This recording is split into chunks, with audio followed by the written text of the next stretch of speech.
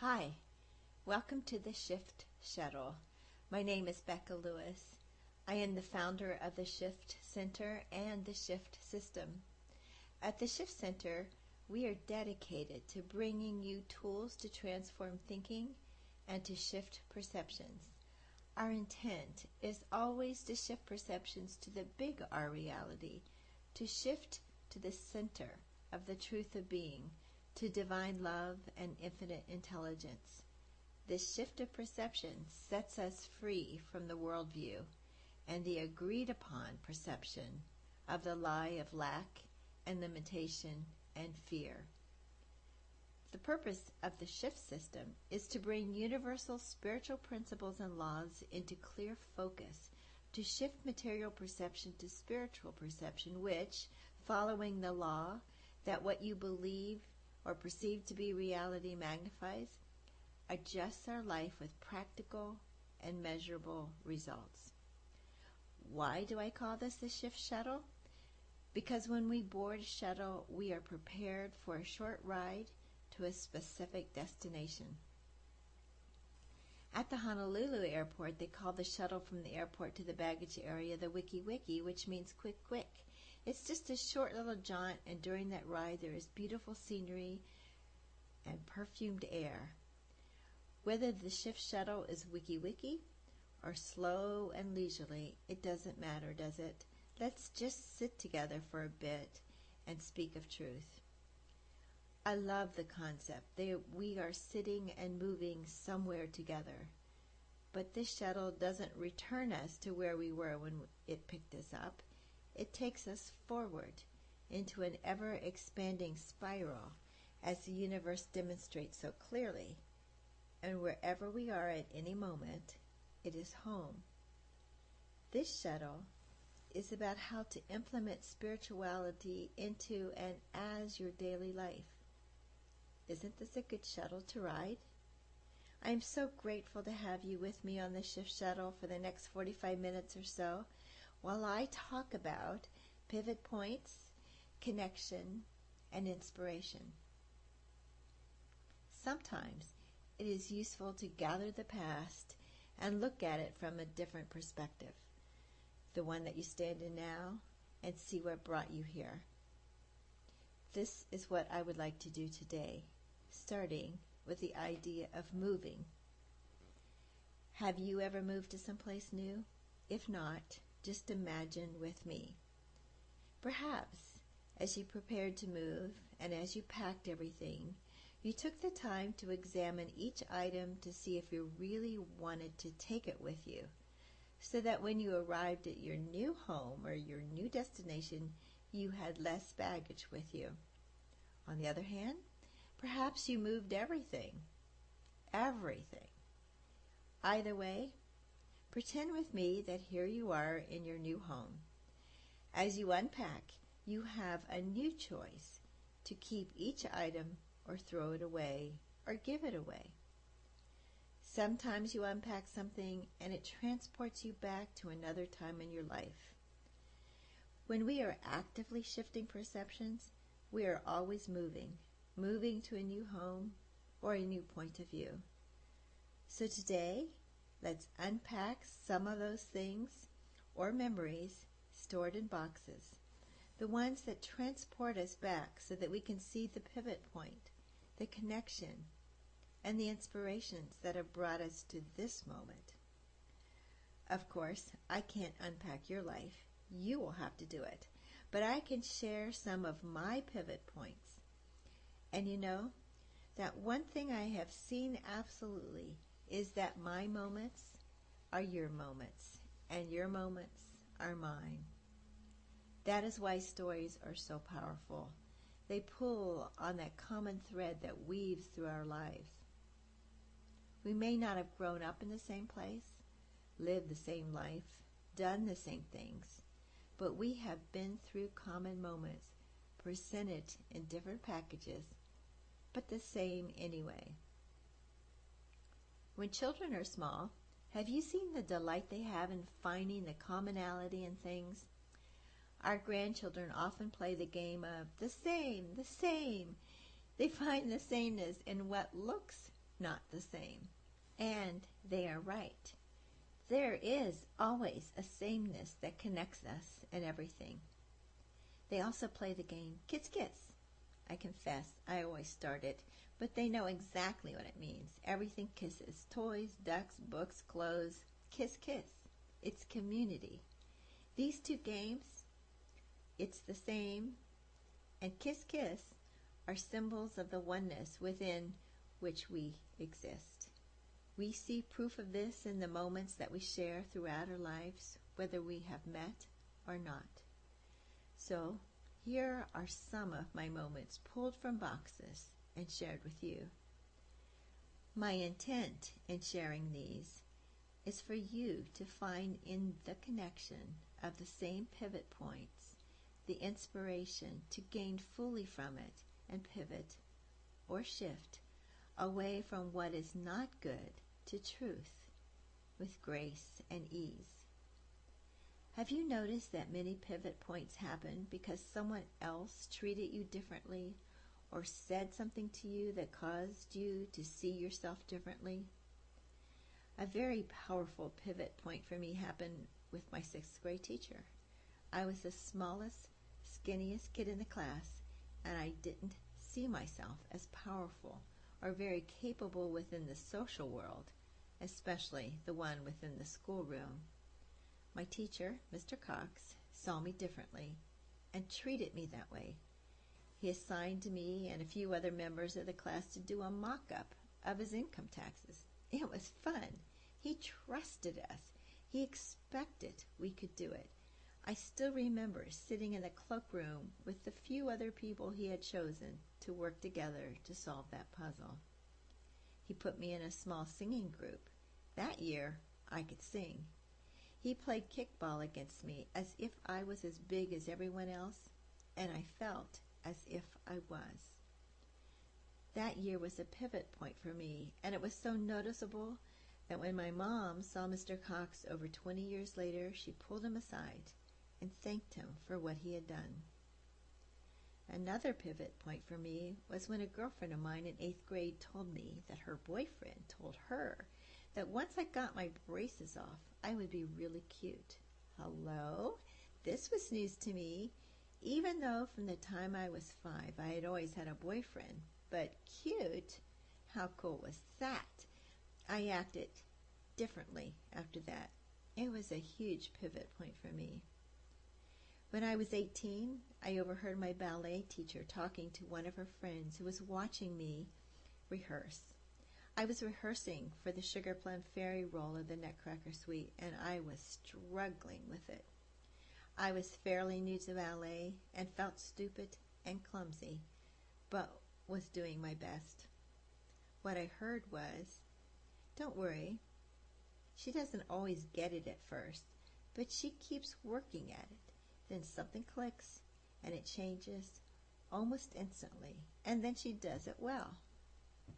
Not only did that give me a sense of profound relief for that event, but it has given me continual courage to keep at something because I know what she said was absolutely true. I don't always get it at first, but always, with everything, if I keep at it long enough, something clicks, and it is instantaneously clear and easy. Powerful pivot points. We all have them. Have you thought about yours and brought them into the present where you are now? On the wall of my office hangs a picture of me when I was around 2 years old. My parents gave it to me. It used to hang in their home, but one day they decided it belonged to me. In their home, it was displayed on a holder comprised of my baby shoes, bronzed and preserved forever. You've seen bronze baby shoes, I'm sure. It was something that used to be done all the time. I don't know how much that cost them, but I know they were a young, struggling couple at that time, and they spent the money to preserve something about me and for me. When I think of that, each time, it is a pivot point for me, because I feel their love preserved through the years for me. I took the picture out of the shoes and keep them elsewhere, and hung the picture on my wall where I can see it as I'm working. When they first gave me the picture, I was living in downtown LA, and I hung it on the dining room wall. I had received it after I had just gotten divorced. It was a time that I was crystal clear that I was standing at a pivot point in my life. Not because of the divorce, because I had done that a few times before. See, learn slow, but I do get it. But because of what I always did that kept bringing me to that place in my life. I knew that I had a clear choice to make, to continue down a path that would always end up with me starting over, often with nothing at all to my name, or I could choose to discover and live what love really means. I could choose to shift my perception about myself and my life and never live out the drama of loving and losing again. So I hung that picture on the wall and talked to the 2-year-old me every day. I would say to her, I promise you that you will live the way you wanted to live and be the woman you wanted to be. I actually remember that 2-year-old me, but I can't say I knew what she wanted from her future self, me, but I think I am getting closer. She still hangs on my wall, and I still make that promise every once in a while. Actually, she hangs by a picture of Dell at 2 years old too, so that I can remember he had a dream of what he wanted to do with his life. They both hang beside another picture that a dear friend gave to me on my birthday that year. She couldn't have chosen a better picture or saying because it went perfectly with my promise to myself.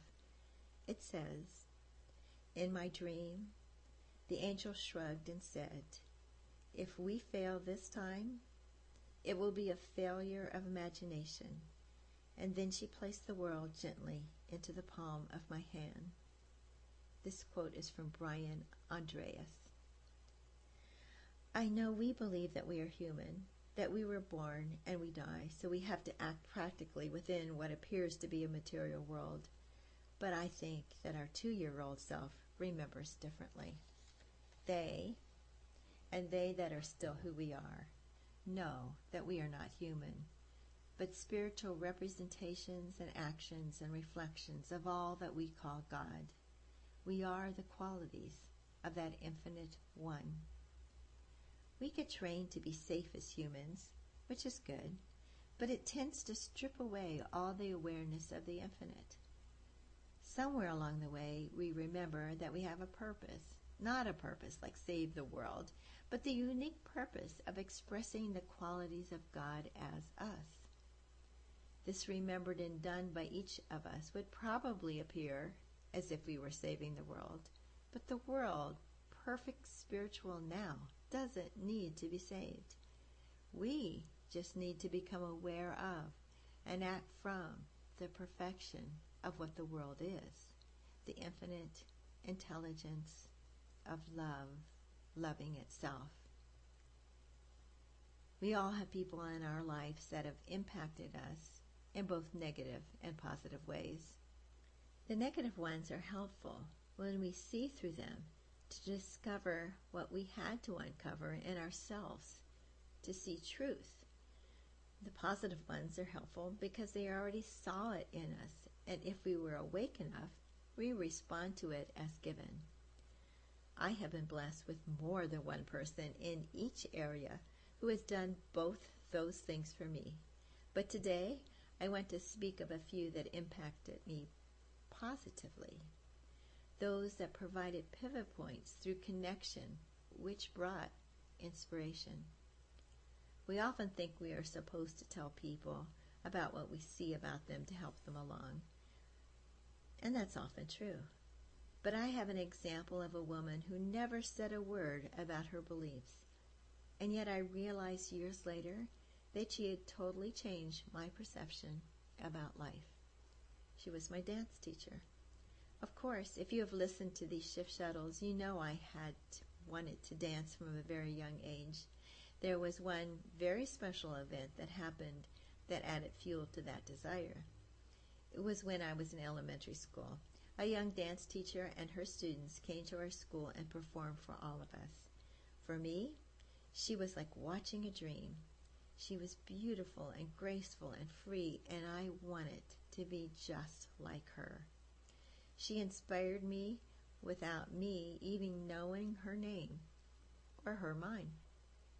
Finally, in ninth grade, my parents gave in to my pleading, and I traded piano lessons for dance lessons. Of course, in the chain of perfect events, I found that I was going to be taught by that beautiful woman who first inspired me, and I was in heaven. But she taught me even more than dance in that very first month. The class with students my age in it had been dancing since they were very young, and they were very good dancers. I was a beginner. She said, "If you really want to dance, you will have to start at the beginning." She meant it too. I had to begin with the kids who were around 4 years old. I wasn't too proud to do that. I wanted to dance. I bought a book about dance so I could practice on my own, and I went to that class not worrying that I was so much older and taller. Who cared? I was dancing. See the lesson she taught me? If you want it, prove it, and earn it. I was also blessed because one of the girls in that ninth grade class volunteered to come over to my house and help me learn some of the principles of dance. She not only did that, but we became best friends, and for our entire high school years we told people we were sisters, and they believed us. As I watched her dance, I wanted to be just like her. She, being herself, inspired me. Another clear lesson for me. In fact, a few years later, we traveled together to Juilliard to audition for the dance department. We had the best time ever. We were two giggling high school girls traveling on a bus to New York all by ourselves.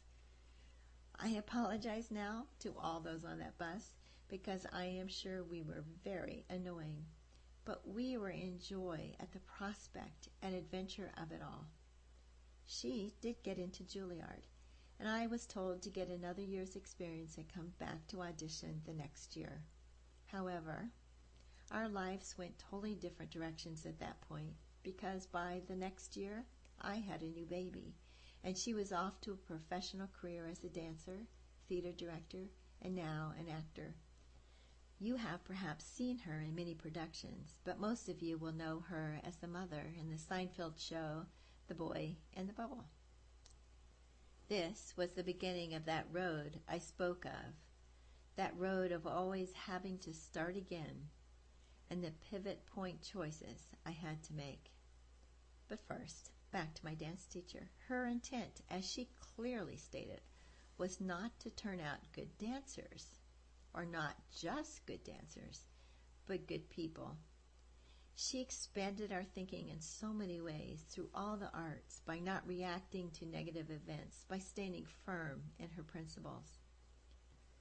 I wrote her a letter many years later telling her thanks for the path she had started me on, the good person path, and the universal spiritual principles path. But I always wanted to see her directly to thank her. A few years after my pivot point decision about love and the resulting joys that came into my life, Dell and I were at a huge meeting of 8,000 people. Because it was a gathering that I thought she might be attending, I started asking about her. Yes, she is here, I was told. But my searching was in vain. Too many people and too big of a space that the event was being held in to find her. Finally, someone told me that she had left, and I stopped looking and instead started focusing on my gratitude for what she had led me to. Later that afternoon, Dell and I were standing in the middle of a huge crowd of people waiting to go into one of the events. As I stood there, I felt that she was near, and I looked up and discovered that she was standing exactly right in front of me in the crowd. There was nobody between us. It was just her and me. We spent the next few hours together in that place that her inspiration had brought me to. This whole little story is about the impact that we have as who we are meant to be, that we can dissolve perceptions that are keeping us from who and what we need, because who and what we need is always right in front of us, as she was literally that day. But we will not see it or them if we are lost or locked into a perception that blinds us. Awareness is an awesome tool. As I have been practicing sitting outside doing 360 soft vision or 360 soft sensing, I am rediscovering how blind I am to just my surroundings. I see things I never knew were there. Daily, I see things that have always been there, but never saw before. The morning I wrote this, I was sitting on my rock, drifting in and out of daydreams and planning, which is not awareness. And every time I brought myself back from the drifting, I would see something right in front of me. Birds in the tree, a squirrel on the overhead squirrel highway, flowers, bushes, many things. I imagine I am missing a multitude of things right in front of me, things that are beyond the physical senses. I know for sure I am even missing the things that are seen with my eyes. It reminds me of visiting a computer site. In order to see what has changed on a site, we often have to choose the refresh button. If we don't refresh, we see what was, but not what is. Our perception is geared to not refresh. It has been proven that once we see something, we don't refresh what we see the next time we look, unless we get into the habit of constantly pausing and seeing with fresh eyes or using 360 soft sensing. Imagine what we miss because we only see what we saw the first time we looked and never look freshly again. Practicing 360 soft sensing one day, I walked away from the stone I was sitting on and saw a rope chained into a tree. I had seen that tree hundreds of times before. I never saw that rope. That rope had been left by a previous owner of our home, and he used it to chain his dogs to the tree. You can imagine that the first thing I wanted to do was take that rope out of the tree. Add to this perception dilemma that even when we see something, we only see it through a limited material view of the universe. We realize that unless we shift to a spiritual perception by listening within, we never really can experience the vastness of what is consistently and always present. We have to practice seeing with the eyes of Elias, or see as God sees. When I was working in the financial industry in the 80s, my very best customer caused concern the first time he came to my office. He was the husband of a woman I had already worked with, and she sent him to me hoping I could help him. He and two of his Navy buddies had come up with a product that they designed together while in the Navy. It was a very, very successful company, in spite of the fact that these three guys were just learning how it all worked and were winging it the best they could. When I first met this man, I went to his home and helped him order the boxes and boxes of business papers that were stored in his garage. Once that was done, he came to my office to see me. I suppose if I would have judged his ability by the unfiled boxes in the garage, our relationship would not have continued. As it was, I used a skill that came naturally to me, and he must have figured that that might also transfer into helping his company financially. The day he showed up at my office, he wore what he always wore, old shorts and a white, seen better days, t-shirt. Our office was used to seeing suits show up. They stopped him and demanded to know where he was going. Luckily, I had seen him as he passed my door and grabbed him away from those that worried because of his appearance. I loved working with him. I found it funny that many of those that showed up in suits to see me had far less in funds than this man did. He had nothing to prove. Of course, I have nothing against wearing suits because I love to wear them myself. The point is, a suit as a symbol is not the measure of anyone's worth and can lead our perceptions astray. Before joining the financial industry as a certified financial planner, I sold diamonds. Yep, I did. It was during one of those cycles that hard money was being promoted. I have lots of wonderful stories about this experience, and I learned many, many useful things. One of these was to not follow the crowd. And once again, see and treat everyone equally, even when I'm hungry, literally and figuratively. I was working a diamond booth in Orlando, Florida. I was tired and hungry. It was lunchtime. The other two men who were working the booth with me were tired, hungry, and bored. This was one thing I was not. I was not bored. I had the point of view that there just might be a treasure of a person for me to meet, so when they went to lunch, I did not.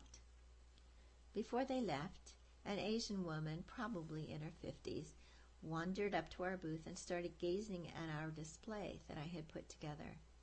I was excited to meet her. They were not. In fact, their look was one of, what kind of money could she have? And off they went. I didn't care what money she had. I was happy to talk to someone, so I went over to speak with her. We didn't talk much about diamonds. We just chatted a bit, and I handed her my card. A few days after we returned home to La Jolla, California, she called me. Yes, she became one of the best customers the firm and I ever had. At that same firm, people would often call in asking for information. I often answered the phone while everyone else was out to lunch. Once I answered the phone and spoke to a man for a few minutes, answering his questions. When we were done, he asked my name, and we hung up. A few days later, the receptionist paged me and said there was a man on the phone who would only talk to me because I was the only one who gave him straight answers and didn't try to sell him anything. For a year after that, I would meet him in a restaurant in Los Angeles with all sizes of diamonds, and he would bring cash and we would exchange. Then he would walk me to the bank so he didn't have to worry about me driving back to the office in La Jolla with all that cash.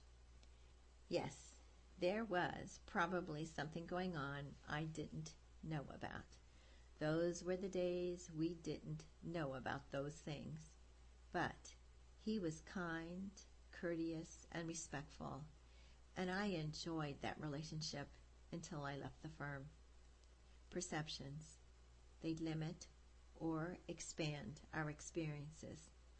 What appears is not what is true. As we learn to look past the material vision, we see the essence of what appears as a person, place, or thing. In these simple examples, I saw a treasure where others saw a problem. This can be applied to anything.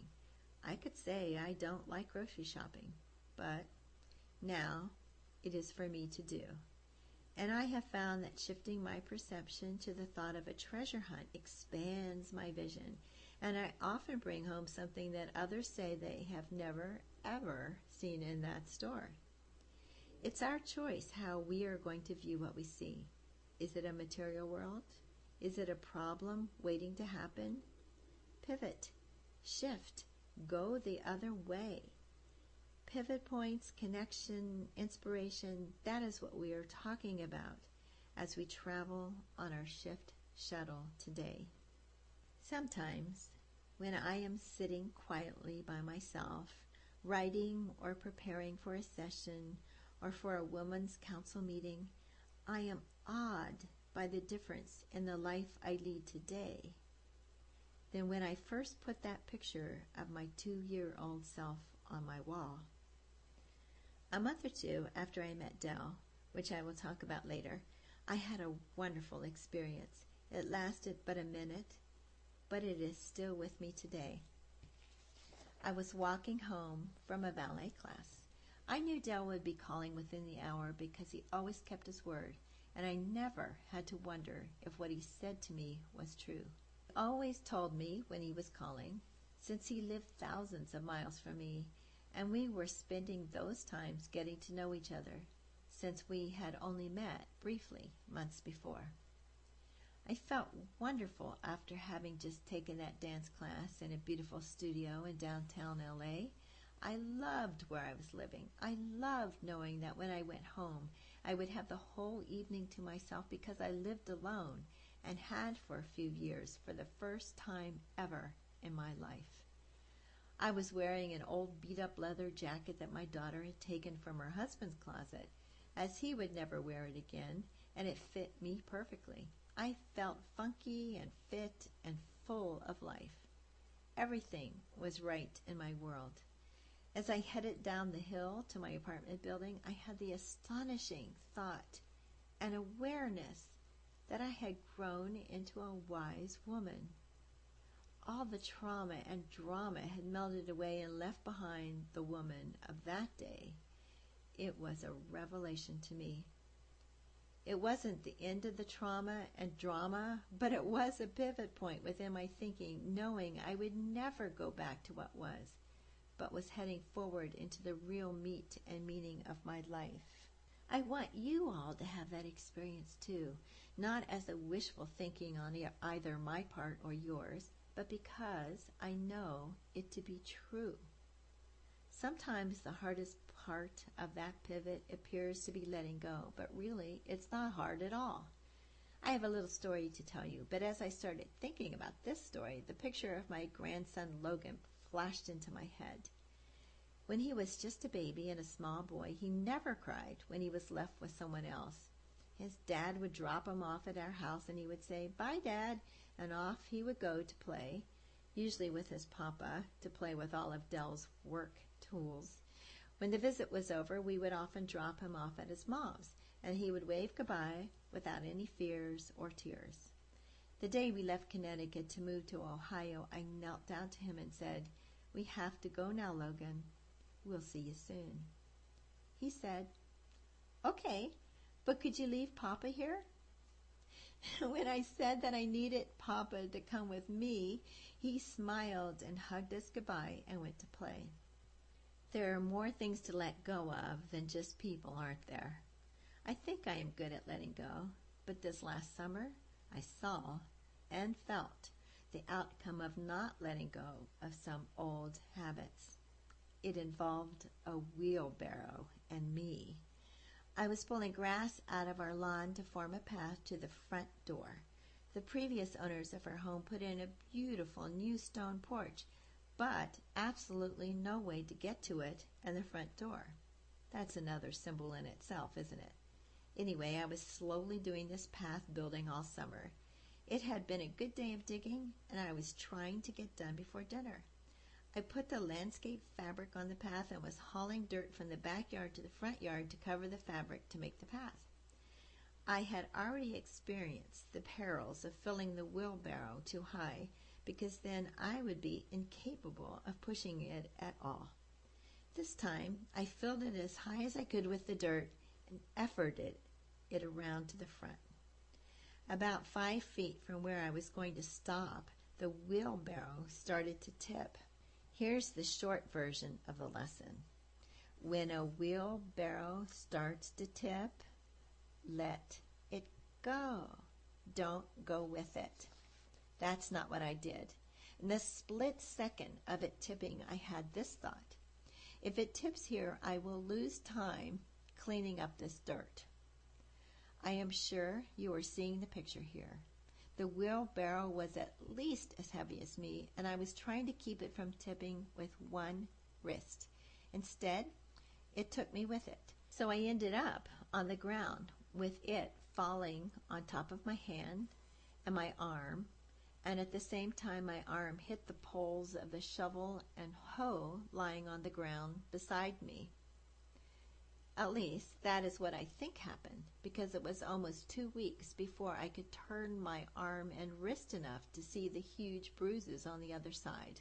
And by then I had actively been working to fade out that accident so that it had never happened. Of course, by not letting go, I lost much more time than shoveling a few mounds of dirt would have taken. I saw in the weeks following what trying to hurry up, to slow down, cost me.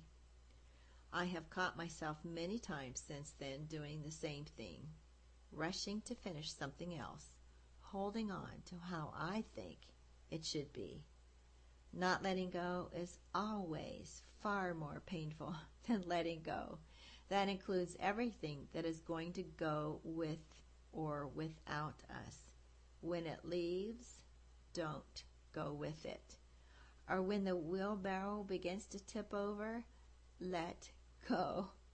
Speaking of tipping over, how about turning over? In Ezekiel 21:27, we read, I will overturn it, and it shall be no more, until he come whose right it is, and I will give it him. This is like a combination of tipping over and letting go, isn't it? Let tip over what is tipping over, and let it go. In many ways, this is exactly what is happening in the world. It's always been going on, but it may appear as if it is more intense than ever before, perhaps, but only because of the massive influx of awareness of truth that has flooded the worldview more and more each day. What is not true will be overturned, which reveals the truth that God is everywhere and everything. We say it all the time, the infinite is omnipresent. We must follow that statement to its ultimate conclusion, that all that exists is good, God, and there is no other power or presence. Since God is divine love, there is nothing existing but love loving itself. This is a pivot point statement, isn't it? Pivoting away from what is not true and advancing in our thinking towards what is true, we find everything that we have ever desired or thought we needed already present. Everything. Fear is a funny thing. Not a ha-ha funny, but oh geez, not again kind of funny. When it appears, it brings with it all our survival reactions. And if we observe what they are, we can overcome or overturn and tip over those thoughts and let them go. One thing that we are all scared of, one time or another, is the idea of not being safe. Is there any real safety? I remember playing hide and seek as a child and the feeling of euphoria and relief when I touched home and yelled, "Safe!" Today, many of us have no idea where we can go to find that euphoria and relief, where we can say with complete faith, I am safe.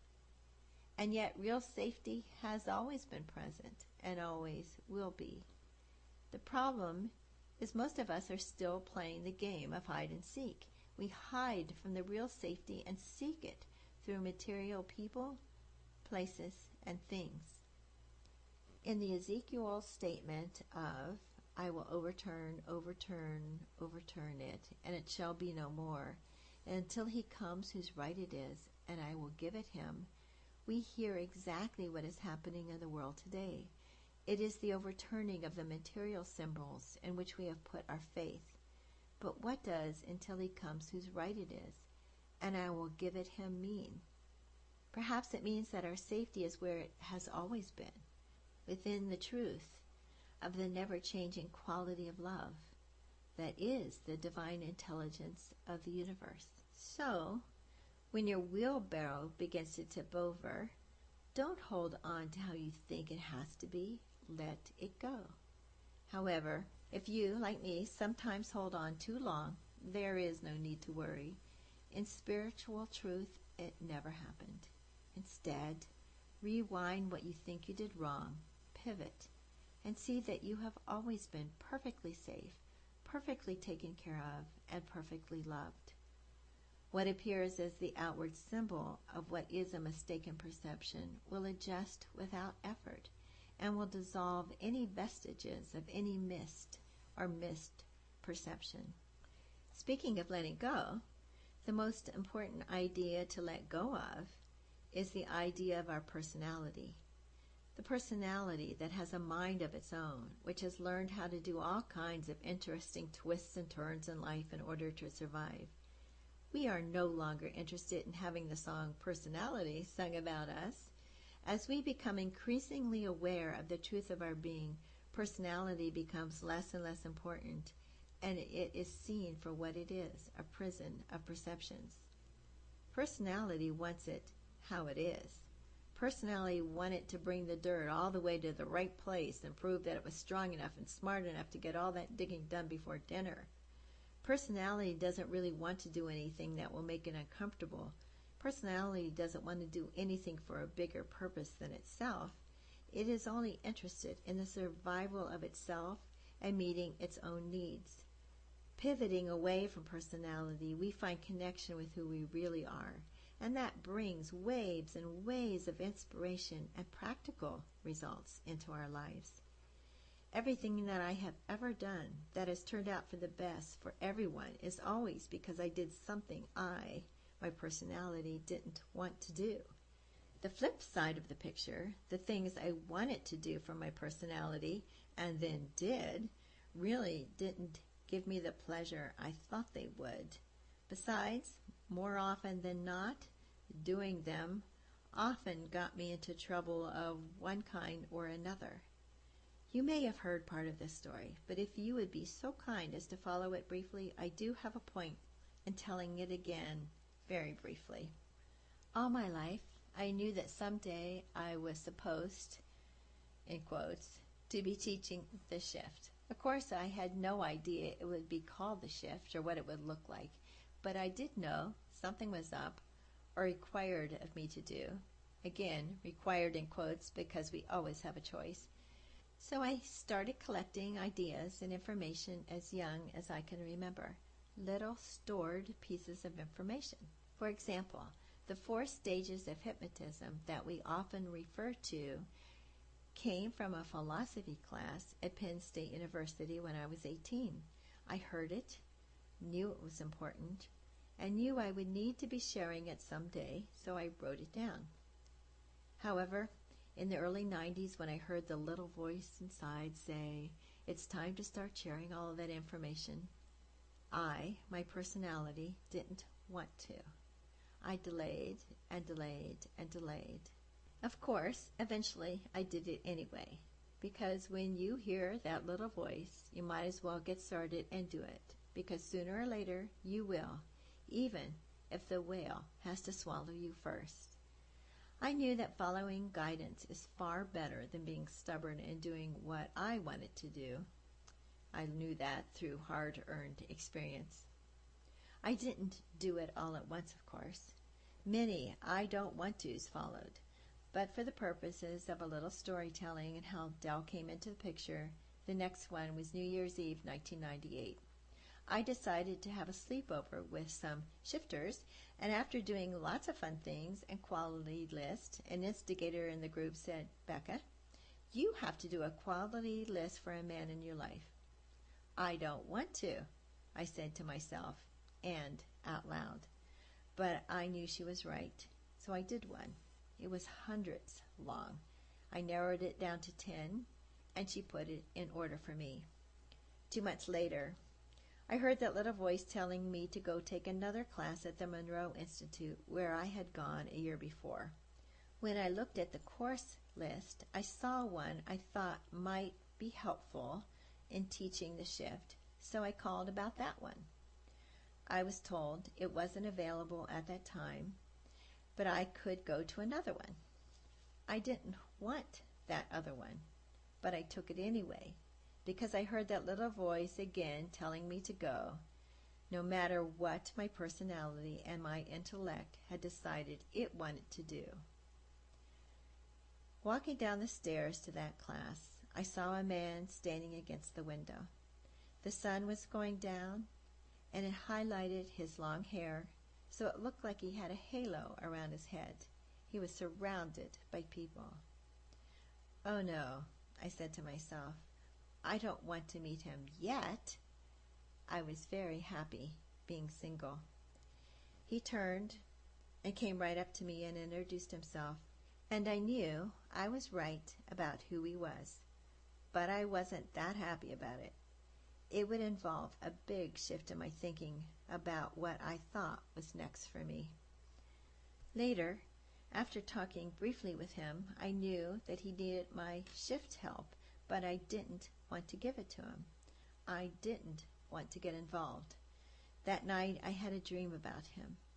He was standing in the middle of the woods. At that time I didn't know that he is an intuitive forester. He was in the center of a clearing, and light was streaming down on him, and I heard a voice say, "Help him." I didn't want to, but who could say no to that? The next day we did a quality list for him on what his marriage was to him, so he could bring that home to see if that would repair what appeared as a long troubled marriage. I would have to say, what followed next was for Dell especially many I don't want to's, many hard ones, and many painful decisions and actions. But he did them all, even though the personality of Dell didn't want to. Within a few months we knew where we were going, and it would be together. Well, actually, we both knew the possibilities the moment we met, but we didn't talk about them because we were both fully aware of all that would have to shift for it to be. Remember the story I told you about of the picture on the wall of me when I was 2 years old? It was when I promised myself to shift to a true perception and awareness of love and not sell out anymore just to buy love. On that quality list for a man in my life, the one that I had made just a few months earlier, the very first quality was available. Available in all ways, emotionally, spiritually, personally, and physically. Without telling him, Dell knew this is what had to be done if we were going to be together. So he did what his personality didn't want to do. Of course, after that first quality was met, every quality on my list was more than fulfilled by the essence of who Dell was and is. Once it became clear that Dell was doing his I don't want to's, I realized that it meant I had more I don't want to's to do. I knew I would have to move because I could not see Dell being happy in my 6th floor apartment in downtown LA. I didn't want to leave LA to move to Carlsbad, but I did so that Dell might be comfortable in California. Plus, one of my granddaughters, who lives in Carlsbad, kept calling me to be with her. She couldn't speak yet, but she made her wishes known. I did move and enjoyed my year there, but little did I know how far from comfortable it would be for him. And once again, I knew I had to do something I didn't want to do, leave California altogether. Later, we lived in Sandpoint, Idaho, and I wanted that to be the place we lived forever. But I heard that voice again telling me that not only did we have to leave it, but I had to go back to financial planning and move to Connecticut, of all places, where my son, Charles, is a financial planner. I didn't want to. Dell didn't want me to either, but we did. I didn't want to make cold calls in a big room with college graduates full of male hormones, with them throwing frisbees around the room as they made calls, and with a young, know-it-all man in his 30s listening to my first calls. But I did, again, since I had done it before. I was back doing what I had to do in 9th grade, taking a class with 4-year-olds. At least then I wanted to dance. This was harder. But I knew that something was there for me to do, and it would lead us somewhere we had to go. I didn't want to. Dell didn't want to. But the substance of life and love led us onward.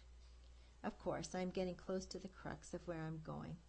I made those calls because I knew I was being led, but didn't know why, because all I really wanted to do was the shift. And I certainly didn't think cold calls were the way to my future. But I did them to get past the gatekeeper of the firm, and I knew I was supposed to. So I said my little prayer from the poem by Mary Baker Eddy. My prayer, some daily good to do, to thine, for thee, an offering pure of love, where God leadeth me. And dialed for that first week in that room. After a week or so, my supervisor stopped listening to my calls because he couldn't figure out why people talked to me when they didn't know me. I continued to step outside of the box, openly defying the rules they had set up, but always following that little voice. During the 2 years we lived in Connecticut and working in that field, paradoxically, what we were doing with the shift and the shift center became clearer and clearer. It was only because of doing those things, the things I didn't want to do, that we are here today with the people involved in the shift today. There are always I don't want to's. However, the more we do what we hear that little voice asks us to do, the easier it becomes to ignore the personality, and it begins to fade. A few years ago, I was still resisting parts of where I knew the shift center and the shift had to go, until one day it was clear that I could choose to go on, or I could choose to be done with what appears to be the material world. I realized I had more to do. It was a pivot point. There will be more pivot points. Each one connects each of us with stronger bands of infinite love that cannot be broken. You have a calling. You have something you have always known you wanted to do. It's something you are good at without effort. It takes work to become skilled at the tools of what you want to do, but the essence of it is what you are, and it is easy. It doesn't have to be a big thing in the eyes of the personality or the worldview. We don't have to become famous. In fact, becoming famous is a personality wish. But we do want to be happy, and happiness is so easy to do. Being sad takes effort, lots of effort, lots of working, staving off what is so beautiful and joyous all around us. I know this sounds counter to what appears because we are sold sadness, but we can overturn this belief. Happiness is a quality of God, good, divine love. Joy is the substance of God. We can be happy doing anything if we see the quality of God in what we are doing. It doesn't matter what we do, it's how we do it. If we don't allow the within womanhood voice to guide us, and then allow the action of true manhood to take place, we will feel stuck, frustrated, bored, afraid, and yes, sad. Listen. The voice is always speaking. The more we listen, and the more we take action on what we are being guided to do, the more happiness floods in, overturning all that is unlike good. Pivot to joy. Pivot to happiness. Pivot to connection. Pivot to love. You will be an inspiration to everyone whose life you touch. Is there a better way to spend our time? With these choices, within these pivots, all that is needed has already been provided. What you need is already present. It's guaranteed. The solution is present. The need is fulfilled. Look, what is in your house? Don't let personality decide what it looks like. Look with the eyes of gratitude, and you will see abundance as your life. Pivot to truth. Connect with love, and let inspiration be your guide.